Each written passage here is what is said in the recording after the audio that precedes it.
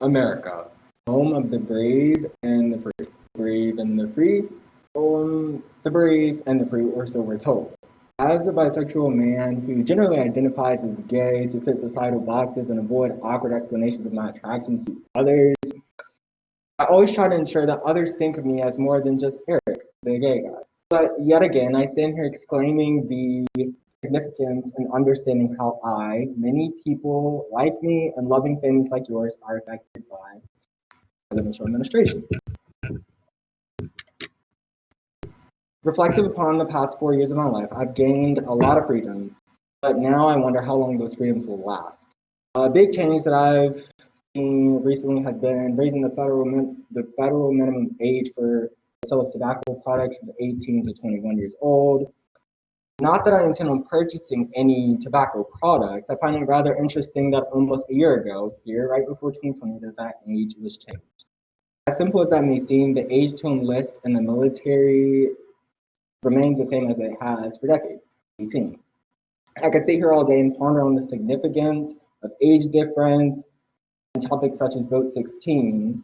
I could sit here and educate you on the supposed bans of transgenders in the military. However, I don't want to lose focus because that's all we ever do is lose focus. Now to bring you to my topic of the day, gay rights or the lack thereof. Sharon Fulton et al. Petitioners versus the City of Philadelphia. Reflective upon the case, I find to be rather defining of the administration attitude towards LGBTQ rights. I find there is a certain force against gay parenting adoption. Or is there? The case is important because it's a stepping stone for what is allowed in the future. We'll begin with the arguments made from both sides. Many feel as though this is a violation of their rights because denying same-sex couples to adopt or foster children is discriminatory and therefore unconstitutional. Although they recognize the other side's religious beliefs, they believe since they are not a part of said religion, their decision should not be effective. The other side feels as though they're entitled to reject the LGBTQ community of said adoption because of their religious beliefs. Since there are religious organizations, they feel as though their rights to express and act upon their religious freedoms are being infringed upon because they are presumably denied their request to deny adoptive parents of the same sex. The case. It is important to note that when this all started, such a case could be so extensive. Through research, I found that the initial discrimination petition claim was filed the summer of 2019, July 22nd to be exact.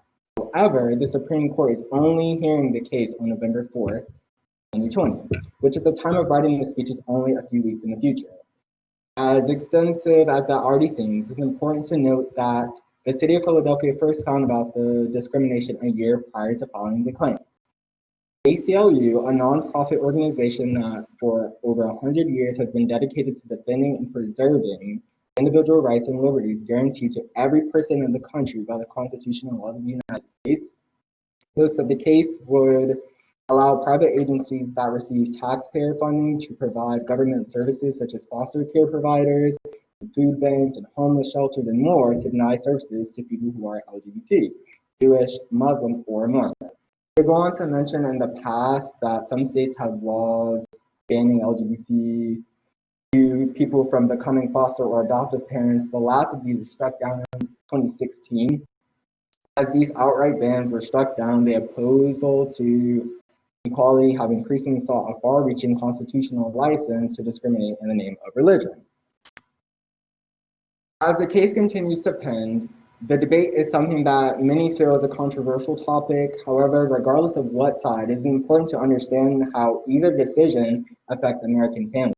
I want you to close your eyes and think, how do you recall these may affect you, your loved ones? The most important thing is to analyze the reasons behind each side. Think about your own beliefs. Think about the beliefs of others. With conservatives not represented by a single person, party, or ideology as a whole, and with progressives not labeled through the ideologies of one, open your eyes to the narrative of living through others.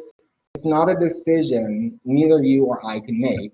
The decision is far beyond control. But analyzing how it affects everyone in the room today is the most powerful thing of all. Thank you. Any questions? Yes. Do you think that faith-based programs discriminate Okay, so you're asking if I believe faith-driven programs discriminate openly, or are they just expressing their religious freedoms? Okay, I think that's a great question. I think that's a question that we need to leave up to courts, such as the Supreme Court. I think it's a constitutional decision. Each one of us can have our own decision on whether if it's ethical or not. But I think bringing it to the court is the most responsible thing to do because it is led through the Constitution rather than religious opinion. Any other questions? Yeah. Do you think it's possible in 4 years? Do you think that maybe in these 4 years there might be a step forward for people in? I think. Oh, okay. Well, you're asking if the next 4 years is there going to be a step forward in regards to LGBT rights. I think that's an awesome question. I believe that there's always going to be steps forward and progression in multiple places, whether it be America or outside of America. I do think recently there have been retractions made, but I think additionally it's important to note that there will always be progress. So I do believe whether Biden or Trump had won, that there would have been progression on both sides. Any questions? That's